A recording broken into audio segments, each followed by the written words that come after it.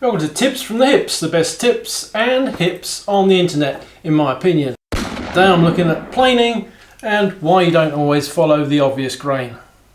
Now let's take a look at the side of the wood where if the fibres were coming up in this direction, I would expect planing from this direction would lay them down and we wouldn't get any tear out.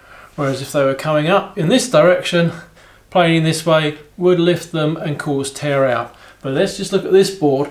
So the appearance of this side here suggesting that all the fibres are coming up very obviously in this direction, and that planing in this direction would therefore tear out a lot of work and make it look dreadful on the top. Well, I found out with this piece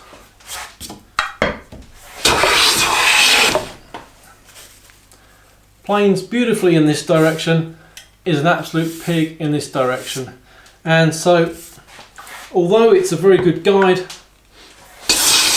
it is only a guide, and you really do need to try it out, and try it out with a plain blade which isn't set too deep.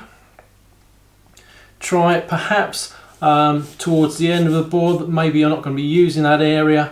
I try it on the reverse of a face of a board that you're going to see in a project, and if you find out the direction it's planing in nicely on the reverse of a board, you can generally then swap it round and use it in the opposite direction on the other side of the board. So today's tip really is, don't assume planing direction simply from what the side of the wood looks like.